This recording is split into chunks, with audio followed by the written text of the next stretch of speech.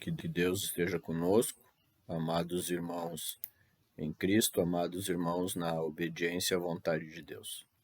Damos graças a Deus por mais esta oportunidade de nos encontrarmos reunidos aqui para ouvir um pouco mais acerca da doutrina da obediência. Hoje, pela vontade de Deus, vamos lembrar como podemos conciliar a vontade de Deus com a vida material que dele recebemos. Não podemos, como todos nós sabemos, fugir aos compromissos em que a vida material nos impõe, tais como trabalhar, estudar. Pois é justamente aí, irmãos, que devemos começar a obediência a Deus, buscando em nossos atos a negação da nossa ilusória e mentirosa vontade humana, afirmando assim a única vontade verdadeira, a vontade de Deus. Então, pela vontade de Deus, desde o momento em que despertamos pela manhã, procuremos lembrar que de nós mesmos nada temos, nada sabemos, nada podemos, dando glória a Deus. Oremos pela vontade de Deus, nos alimentemos pela vontade de Deus, assim, durante todas as nossas atividades. Mentalmente reconhecemos que tudo fazemos pela vontade de Deus. Ele é o Criador e ordena o universo visível e invisível, das coisas máximas às mínimas, desde o astro infinito ao grão de areia, como diz um hino que nós cantamos. Nós sabemos que não é fácil a negação da vontade humana. Ao homem material, é realmente impossível. De nós mesmos, somos incapazes até de elevar o pensamento a Deus. Cristo é o caminho. Cristo é a verdade. Cristo é a vida. Só Cristo, no interno de cada um de nós, obedece a Deus. Se o homem de si mesmo pudesse chegar a Deus, não haveria razão para a vinda de nosso Senhor Jesus Cristo. Não haveria razão para a vinda dele ensinar e trazer a doutrina da obediência a Deus, que nos foi restaurada nesses dias pelo professor Ugarte. Mas, com a prática desta obediência feita pela vontade de Deus, com perseverança, o nosso eu inferior, a nossa vontade humana, vai dando lugar gradativamente ao eu superior, Cristo em nós. Enquanto nós afirmamos o nosso ego, a mente humana desobediente, não pode vir à tona o eu verdadeiro, o eu obediente, que cumpre a vontade de Deus. Não pode a mente crística crescer e florescer em nós em forma de graças e bênçãos. Um irmão, numa reunião, nos lembrou com muita ênfase a necessidade de afirmarmos que fazemos a vontade de Deus em nossos atos, perseverantemente, para que possamos chegar ao estado de consciência de que o Cristo opera em nós. Está escrito: ninguém pode servir a dois senhores, porque ou há de odiar a um e amar o outro, ou se dedicará a um e desprezará o outro. Não podeis servir a Deus e a Mamon.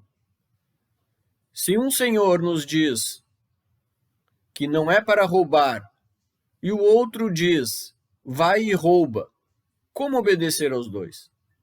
Impossível. Assim, para obedecer a Deus, temos que negar a nossa ilusória vontade humana.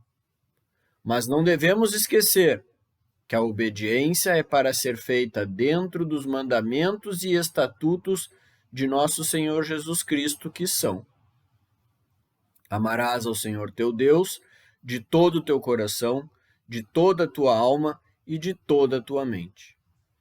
E amarás ao teu próximo como a ti mesmo. Destes dois mandamentos dependem toda a lei e os profetas. O professor Ugarte nos diz que podemos fazer a vontade de Deus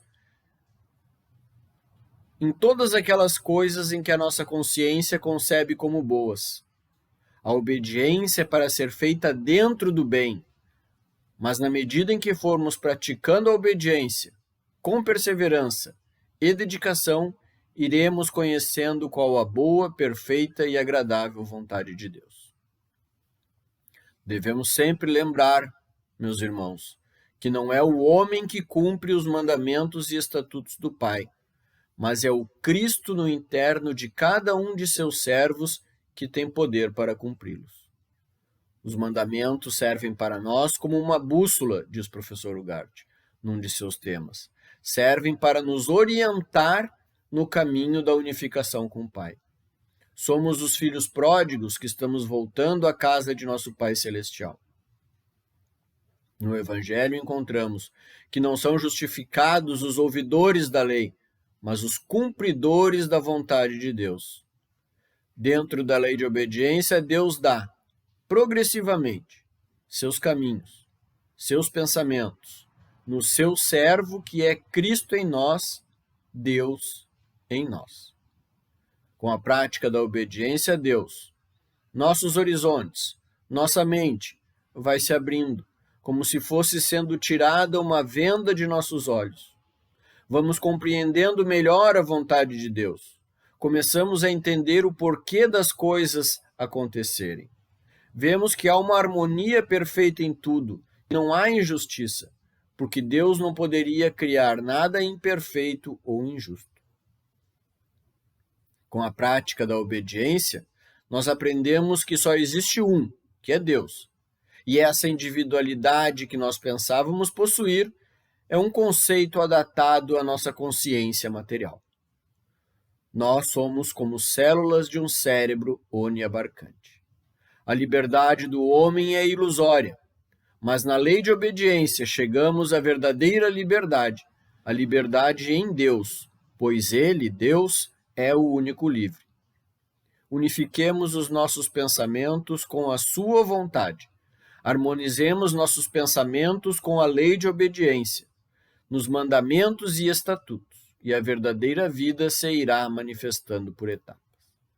Então, meus irmãos, em nossas orações, peçamos ao nosso Pai Celestial que nos dê da sua inteligência, para que possamos entender cada vez melhor a sua verdadeira vontade. Peçamos a sua fé e a sua fortaleza, para que possamos perseverar no reto caminho. Oremos uns pelos outros, tendo a certeza de que Deus ouve os nossos rogos, porque nós buscamos por Cristo fazer a sua vontade. Peçamos ainda, irmãos, que o Senhor nos dê os meios para levar esta verdade, que é a doutrina da obediência a Deus, a toda a humanidade. Que Deus esteja conosco, nos amparando, nos orientando e nos iluminando. Que assim seja. Amém.